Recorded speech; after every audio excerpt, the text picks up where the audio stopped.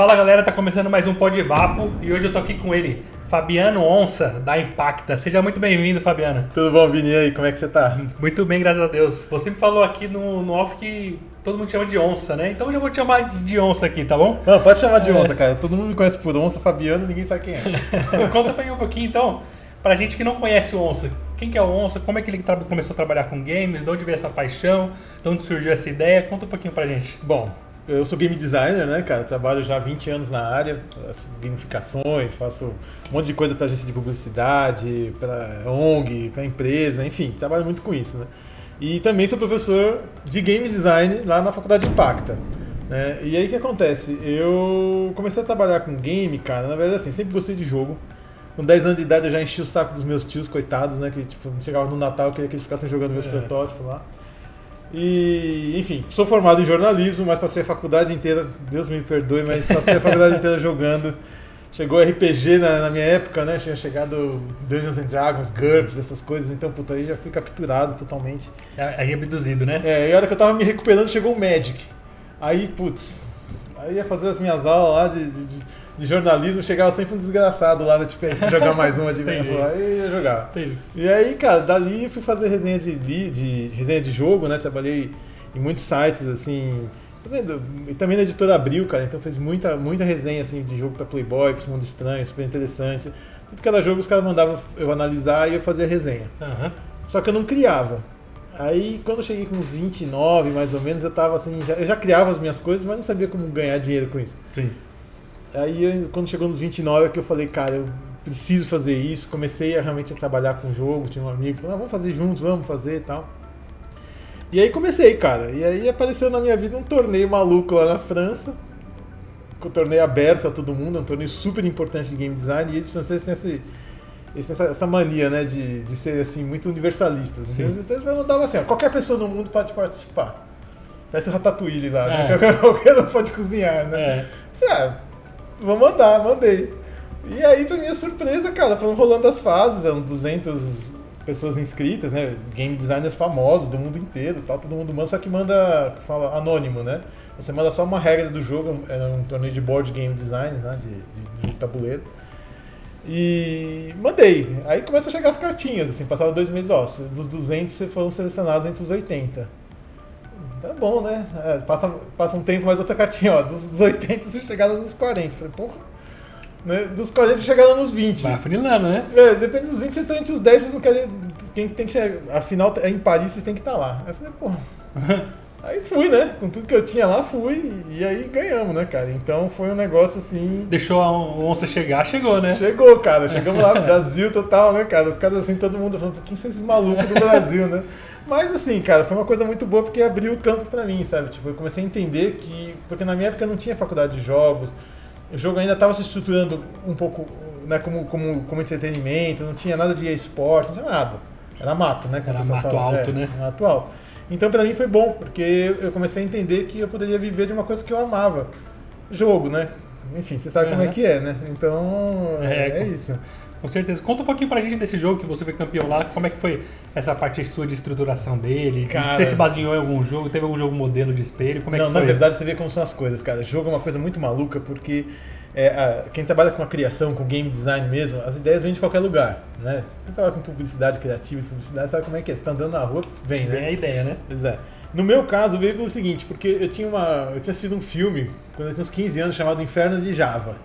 Que era uma ilha, Krakatoa, Inferno de Java, uma ilha que tem uma erupção vulcânica lá e a galera tem que fugir da ilha, aquele terror. E aí eu tinha pensado num jogo, inclusive quando eu tinha uns 20 anos eu queria vender esse jogo pra Toyster e tal, mas enfim. E era um jogo onde tinham os deuses havaianos e tal, e eles tinham que ajudar as pessoas a fugir da ilha. Entendi. Só que o jogo não foi pra frente, olha só que louco, né? Ficou 10 anos na gaveta, quase. Uma ideia boa que não tinha vingado. É o que mais tem, né? Pois é, mas é interessante isso, porque muitas vezes meus alunos, eles falam assim, pô, professor, por que o senhor não destrói meu jogo quando você está fazendo uma crítica, né? Aquele professor, né, o cruel, né? Chegar lá, mas não consigo, cara, porque um jogo, ele é só você mudar uma chavinha e uma coisa às vezes que não tá boa fica genial, ótimo. Sabe? Assim, o jogo, ele oscila muito a criação. Então, nesse jogo aconteceu isso, cara. Em algum momento eu falei, cara, os deuses eles não têm que ajudar as pessoas, eles têm que ajudar a matar as pessoas. E aí eu fiz um jogo super agressivo e ainda fui pesquisar mitologia havaiana. Mitologia havaiana é uma coisa horrível, assim, cruel demais. Assim, eles têm 3 deuses tubarões, cara. É matança mesmo, assim, tipo, e aí... Se eu não me engano, tem um que é do fogo do vulcão, né? Tem do fogo do vulcão também, tipo assim, não bastasse os tubarões, ainda tem, sabe, tipo... Então é uma galera que padecia mesmo, assim. Então causou muito bem a mitologia com a mecânica. E aí os franceses super curtiram isso, acharam muito diferente, muito original. Então isso abriu pra mim o quê? Gamificação, né? Jogos corporativos, jogos pra ONG. Eu comecei a partir daí que eu comecei a pegar esse talento mesmo de criação e aplicar em várias coisas, né? Quer dizer assim, e daí pra frente, cara, chega uma hora que eu tava fazendo jogo pra tudo. É incrível, né? Assim, mas chega uma hora que você fala assim, cara, antes eu tinha medo de criar algumas coisas. Hoje em dia eu falo, cara, o que você trouxer aí a gente resolve. O primeiro passo que é o mais difícil, né? Porque vai ligando pra crítica. Uma crítica pode derrubar o Einstein, né? Não, derruba mesmo, cara. E assim, e também assim, essa área de jogos, ela tem uma questão interessante, cara, que é o seguinte. Ela não é uma área ainda muito respaldada. Agora é chique, né? Vamos dizer assim. Agora tá na moda, né? Agora tá na moda. Todo mundo quer gamificar, virou novo Eldorado, né? Vamos dizer das coisas. Todo mundo quer trabalhar com jogo. As agências de publicidade, as agências de publicidade são muito interessantes porque elas farejam, né? Elas têm um faro incrível. Então elas já sacaram uma coisa que na verdade já tá rolando mesmo, que é o seguinte, uma questão geracional.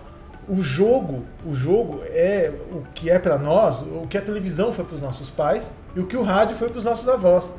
Então hoje hoje é bem capaz de você jogar um jogo, sei lá, tipo de Montecos e Capuletos, de Shakespeare, do que você ver um drama na televisão, entende? Você quer consumir aquela cultura, consumir aquela coisa, mas dentro de um formato interativo, de jogo. Né? Exatamente, assim, tipo, e isso é um embate, é uma coisa muito interessante que rola. Por quê? Porque quando você está trabalhando com isso, assim, quando você vai fazer game, quando você vai trabalhar com jogo, eu percebi muito isso, percebo ainda, né? Mas quando eu era mais novo, é muito difícil, você não tinha parâmetro. Hoje você tem, mas antigamente era pior ainda, né? Vamos dizer assim. Então hoje eu percebo que as coisas estão muito mais fáceis para quem trabalha com jogo, é muito mais interessante, as pessoas entendem mais, as pessoas querem mais isso daí, né? Então é um caminho meio louco, cara. Né? E é o caminho que te levou a ser professor hoje, né? Pois é, cara, eu nunca imaginei que eu ia ser professor na minha vida, embora minha família inteira seja professores, né? Eu sempre fico... Que coincidência, né? Em negação, né? Em negação. Não gosto desse negócio, não. Mas o que acontece, cara? Nessa minha jornada, como game designer mesmo, minha questão sempre foi a criação. Eu sempre quis entender assim, como eu posso melhorar a minha criação, ser um bom game designer, né? Mas eu comecei a entender que para você ser um bom game designer, no fundo, a questão toda passa um pouco pela questão da cultura. Se você não tem o olhar certo, você não consegue fazer a coisa certa. Eu vou dar um exemplo prático para você. Se eu chegasse para você e falasse assim, cara, tem um joguinho aqui onde você tem que, sei lá, fazer pratos da culinária japonesa, sabe? E o jogo é isso. Você poria $1 milhão para mim? Muitas pessoas não poriam. Mas se você for pegar, esse é o Cooking Mama, que é um dos jogos que mais vendeu na Nintendo. Então o cara pegou uma coisa banal do dia a dia e ele pega The Sims, é a mesma coisa. O ato de viver se tornou um jogo, quer dizer, mas para você entender jogo nisso, você tem que ter um certo olhar antes, entendeu? Você tem que ver isso como jogo. Aconteceu muito que comentei até recentemente aqui no canal, foi a criação do Rocket League, né? Que é os carros jogando futebol. Quem que vai acreditar numa história dessa se você levando para um investidor, né? Exatamente, entendeu? E eu acho que a questão toda passa a partir daí. E aí, nesse sentido, que eu fui começar a tentar ler, pesquisar mesmo, e descobri uma coisa muito engraçada. Na academia mesmo, os textos que tem de jogos ou sobre jogos, o jogo nunca foi legitimado pela academia. E eu queria entender por quê. Até que cheguei nos autores e caras que, né, no meu mestrado, depois fui fazer mestrado lá na USP, fiz doutorado lá também, sempre trabalhando nessa questão de jogos e cultura, e entendi algumas coisas nesse sentido. Entendeu? Uma delas é que o jogo é interessante, o jogo ele sempre se opõe ao trabalho, né? Na nossa sociedade, você veja, a nossa sociedade é muito assim. O que você chega numa festa? O que você está trampando? Né? Se você está trampando num lugar pica, tal, não sei das quantas, pô, você é o rei. Se você está desempregado, meu Deus, você não vai nem na festa, né? É complicado. É complicado, assim, nós somos definidos pelo trabalho. E o jogo, sob um certo aspecto, ele é a nêmesis do trabalho. Ele é tudo de oposto. O jogo é improdutivo, o trabalho é produtivo. O jogo você fica lá largado, e isso tudo... A estigma que teve que passar por estigma. essa transição, que é uma virada de chave agora, né? Porque hoje, como a gente comentou, é a moda. Antigamente, você vai trabalhar com isso? E aí? Você vai ter um trabalho de verdade? Era o que muito perguntava, né? Exatamente. Vai ter um trabalho de verdade, era muito forte, né? Tanto que até você mesmo, a culpa fica introjetada na gente. Às vezes você fica jogando muito tempo, você começa a se sentir mal. Pô, tô jogando muito, né? Devia fazer outra coisa, né? Uma coisa mais útil, né? Então, mas isso é a nossa maneira de pensar. E isso fez com que o jogo, por exemplo, você não tenha... Até mesmo nas faculdades de games, né? Você vê, elas estão se estruturando agora. Porque é difícil mesmo, é um campo que ainda não foi legitimado, ele está em legitimação, entendeu? Agora os caras estão vendo que, pô, é uma coisa legal pra caramba, tal, e agora como é que a gente mexe com isso? Eu percebo que agora é um rio de dinheiro infinito, né? Agora o pessoal começa a dar a devida atenção, né? Mas é como toda área de inovação que surge, né? Sim. Não tem interesse capital se não se transforma naquilo que a gente vai acabar recebendo lá na frente o próprio investimento, né? Exatamente. E o games hoje a gente vê essa parte de desenvolvimento como se fosse polindo obra-prima, né? Como se estivesse sendo ali, tá moldando uma árvore para poder sair lá na frente, algo que muitas vezes aconteceu na nossa vida, que a gente só chegava ali, pegava o jogo, jogava e não sabia da estrutura toda que precisava atrás do jogo, né? Sim, então é verdade. hoje a gente tem toda essa estrutura que o pessoal tá começando a conhecer essa parte do desenvolvimento. Hoje já tem estúdios que, o cara bota 50, 100 pessoas para poder produzir um jogo, né? Se você for pegar os títulos que são os AAAs, né? É um negócio gigantesco. Mas tem uma coisa interessante nos jogos, que mesmo assim, você ainda tem muitos estúdios independentes ou pequenos fazendo obras-primas. Fazendo obras-primas. Eu tava jogando esses dias aí o Into the Breach, que é um jogo de... Puta, incrível, incrível. Quem fez? 2 caras. 2 caras, Subset Games, cara, em 2018 esse jogo. Sensacional. Cara, um jogo simples, um jogo incrível, incrível mesmo, assim, sabe? Mas 2 pessoas fizeram. O Brad, por exemplo, um cara só fez. O que acontece muito, por exemplo, teve a BGS agora, tem uma área ali que é só pra jogos indie, né? Que é o pessoal que tá começando, o pessoal pra expor ali seu jogo, tentar tracionar. E, tem jogo que tá ali que é muito melhor de jogo de gigante que tá nesse stand. Com certeza. E acontece muito, né? Porque eu acho que, na verdade, eu acho que a indústria criativa mesmo, hoje, tanto que assim, quando eu faço as minhas pesquisas de jogo, eu vou ser sincero, eu pouco olho os títulos AAA, eu vou nos independentes, porque a criatividade, pra mim, da indústria ainda tá nos independentes. Porque é normal, eu entendo, o cara tem um orçamento gigantesco, ele não vai pegar um AAA, um FIFA, e ficar usando muito. Então você pode reparar que FIFA ali é quase igual uma edição do outro, né? Sim. Mas assim, se você pega jogos, os indies, cara, você tem coisas assim que são verdadeiras E grandes jogos também já começaram como indies, né? Que nem, por exemplo, a própria aquisição hoje, por exemplo, da Santa Mônica, né? Que começou lá com God of War. Exatamente. Passou por todo esse processo que, hoje é o... Os caras ficam de olho também. Como você falou, é o Eldorado da Sony, é a Santa Mônica hoje, né? Sim, exatamente. Então tem também toda essa parte. A Naughty Dog também, por exemplo, que também tem toda essa parte que começou desse viés também. Então, eles bebem dessa fonte também. Todo mundo bebe dessa fonte, né? Eles bebem dessa fonte também. E eu acho, inclusive, uma coisa interessante, cara, que assim, eu acho que o Brasil, cara, ele tem um grande potencial para alimentar, acho que a própria indústria mesmo, assim, mundial de games, cara. A gente se dá pouco valor, mas eu acho que o Brasil tem toda a condição de fazer isso daí. O que você acha que impede isso? O que você acha que está puxando o nosso pezinho ali para a gente não conseguir dar esse passo? Eu acho o seguinte, acho que o Brasil está em ascensão, você tem vários estúdios hoje que já trabalham para poderes mais centrais, vamos dizer assim, né? Num esquema super profissional e tudo mais. Mas eu acho que o Brasil ele padece de um complexo de vira-lata, cara.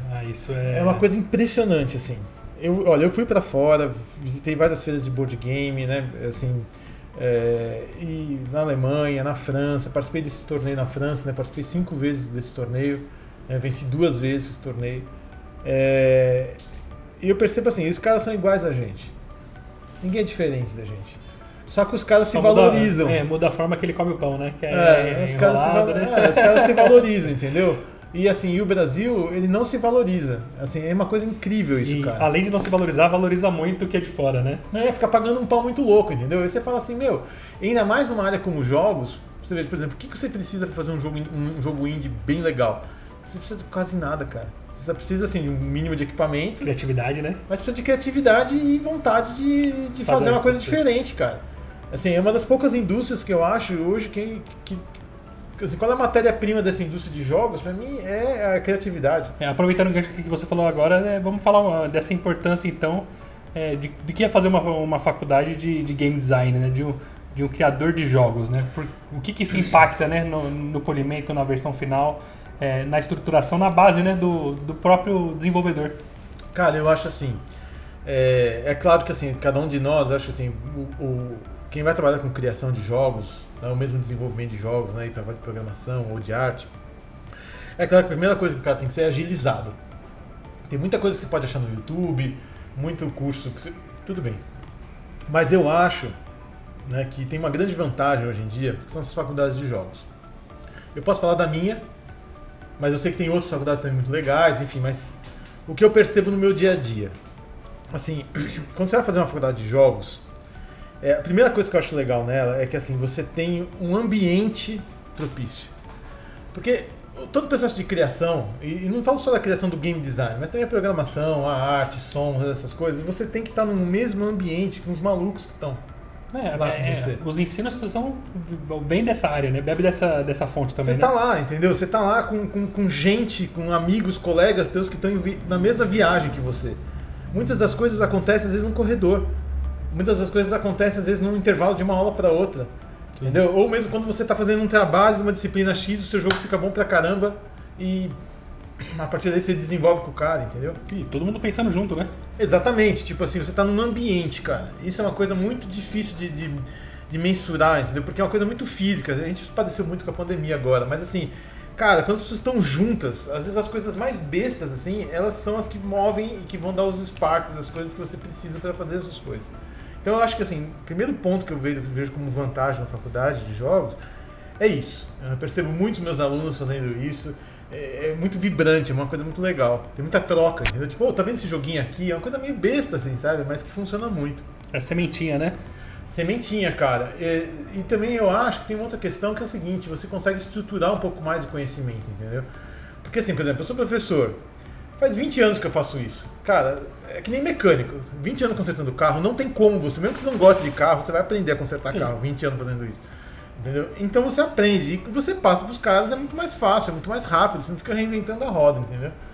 Então eu vejo muita vantagem sim em fazer isso, até porque também rola um network também, porque os mais velhos vão entrando, né, no mercado, quer dizer, e vão puxando os mais novos, quer dizer, então eu acho que é uma bela de uma porta de entrada, entendeu? Agora isso não substitui outras coisas também, entendeu? Eu acho que o cara tem que se informar, acho que o cara tem que ler, tem que buscar por si próprio. Muito do que eu consegui como game designer foi porque eu estava às vezes diante de problemas difíceis, tem que entregar coisa para o cliente, você tem que, sei lá, descobre aí como é que faz. E você tem que descobrir. E aí você vai aprendendo, você vai aprender, por exemplo, a balancear jogo. Tem que ser safo, né? Tem que ser safo. Tipo, o cara fala pra você, sabe pintar essa parede? Sei. Claro que sei. Não sabe nada. Mas saiu dali, a primeira coisa que você vai olhar é como pintar a parede da forma correta, né? Vai no Google, né? Como pintar a parede. Mas assim que funciona muita coisa, cara. Então, assim, a gente vai aprendendo, né, ao longo da jornada, né? E eu acho que isso é muito importante, assim, tipo, o cara tem que ter uma proatividade, tem que tentar entender e não ficar só na prática, entendeu? Ele tem que entender a teoria, cara, ele tem que entender a cultura, ele tem que entender as coisas maiores que movimentam essa indústria, entendeu? Pra lá ou pra cá, entendeu? Você falou o caso da Naughty Dog, por exemplo, né? O The Last of Us, né? Quer dizer, você veja, há um embate incrível lá. Se você pegar, por exemplo, Assassin's Creed, né? Se você teve aquele rolo feroz na Ubisoft. Por quê? Sim. Porque os produtores lá pediram para que as mulheres fossem meio que limadas do jogo Sim. lá no Assassin's Creed. Se você pegar a Naughty Dog, quem é o protagonista do Last of Us 2? Mulher e lésbica. Então olha só como é interessante, cara. Tem um embate que tá rolando nessa indústria. Sim, e os jogos não são jogos por si só, né? Tem a parte também educacional e também tem a parte que tem diversas camadas ali de impacto na psique, né? Digamos assim. Que vai destrinchando. E da relação, por exemplo, que comentou agora do The Last of Us. Tem a parte da relação dela, da falta de relação paterna que ela teve com a relação do Joe, da perda do Joe muito rápido da filha muito nova dele. Sim. Então um busca esse refúgio no outro e tem o que vai desenvolvendo ali na história, que é muito impactante emocionalmente e de forma de gameplay também, que acaba te traz um prazer, mas te traz também, te faz pensar, né? Cara, eu concordo muito com o que você está falando. Inclusive, você veja, isso leva a gente às vezes a pensar Muitas vezes o game designer, ele se fixa muito nas mecânicas de um jogo. E ele acha que só isso vai resolver como fazer funcionar, né? Que tem uma sabedoria, tem uma arte para fazer isso, mas a questão, você deu um bom exemplo agora. Você veja, o que fez esse título, para mim, um título que se sobressai, um título importante, é porque hoje ele foca, por exemplo, nas relações humanas modernas, se você for pegar. Cara, quantas pessoas você não conhece que são descasadas, né? Quer dizer, às vezes tem um filho de um relacionamento, de repente, sei lá, você é alienado desse filho, alienada do coisa, ou, por exemplo, sei lá, você tem um filho e o seu novo parceiro ou nova parceira tem que, de um certo modo, adotar. Porque as relações humanas hoje, elas já estão num outro processo. Você vai pegar lá o Bauman, todas essas coisas. Metamorfose é contínua, né? Exatamente. Nós já não temos aquela família doriana que, tipo assim, papai casou, mamãe casou, os 2 filhinhos e acabou. Às vezes tem também, mas hoje as relações humanas, elas são muito mais abrangentes, né? Variadas, entendeu? E tem que dar conta de uma série de coisas. E eu acho que é um jogo moderno nesse sentido, entendeu? Eu acho que ele toca a gente porque ele bate numa modernidade, entendeu? Numa coisa que faz todo mundo pensar. E isso, por exemplo, é uma maneira de você criar, que não é uma maneira voltada pela mecânica. Eu chamo isso, né, nesse livro de metajogo, que, ou seja, é um valor que está para além da técnica de jogo e que faz com que são valores culturais que fazem com que a gente abraça um determinado jogo. Como você falou, porque, por exemplo, é claro que tem o primor do desenvolvimento ali das mecânicas do jogo, mas você acha que até esse ponto a história pode acabar encobrindo certos erros de mecânica de jogo, ou você acha que, a história é muito legal, muito bacana, só que o jogo vem com uma mecânicazinha falhada e isso arrebenta com o jogo? Acho que o jogo ele tem várias coisas, assim, eu não sei, na maneira pela qual eu vejo hoje o jogo, né, eu fui muito atrás de métodos de game design para tentar entender qual é a melhor maneira de se aproximar. E quando eu escrevi esse livro, eu pensei, falei, cara, tem maneiras pelas quais os game designers hoje trabalham. A gente aproveita, deixa eu mostrar o livro aqui enquanto você está falando, pessoal. Claro. Aqui, ó, Game Design do Fabiano Onça, dê uma olhada que muito conhecimento aqui, né? Não, esse método, ele é muito, eu gosto muito desse método porque ele, na verdade, ele não é um método assim voltado, como é que eu posso dizer para você assim, hoje no mercado, assim, qual foi a maneira pela qual, né, hoje eu consigo divisar 5 grandes maneiras pelas quais um criador cria. Uma é a mecânica, né? Isso daí não sou eu olhando pro vento, vozes da minha cabeça, mas assim, eu fui atrás hoje de quais são as especializações que você tem nos Estados Unidos e na Europa em relação ao trabalho de game design. Então você tem o trabalho de game design de raiz mesmo, que é a criação de mecânica, evidente, né? Todo game design para mim tem que ser apto nisso. Mas tem outras maneiras pelas quais você pode construir um jogo, além da mecânica, né? Uma outra maneira, por exemplo, você vê que hoje nós temos muito nos Estados Unidos, é o Narrative Game Designer, que é um cara especializado em história. Que faz a contextualização. E pela história você ganha o cara. Então, por exemplo, você veja, como é um exemplo clássico disso, né? Qualquer coisa que a gente tenha Esparta no nome. Por quê? Porque nós, da cultura ocidental, nós idolatramos os espartanos há 2000 anos, cara. Qualquer jogo que você fizer que tem Esparta no meio, eu te garanto que ele vende. Assim, tipo, é enraizado, né? Na pirata. Pirata é outra coisa também. Pode botar qualquer coisa. O jogo pode ser, se for pirata, samurai. Samurai vende também que nem água. Mas você tá batendo o quê? Em todos os pilares da civilização ocidental que idolatra isso há 10 mil anos atrás. Né? Então, essa é uma outra maneira de criar. Né? Tem uma outra maneira de criar que é muito interessante, que o pessoal, né, são os o famoso balance game designer, né? É o cara que vai balancear jogo. Quem cria a partir disso daí, cria na matemática, cara. Então, por exemplo, Rainer Knizia, chefe, grande mestre dos jogos de tabuleiro, mais de 600 jogos criados. O cara só cria coisa matemática.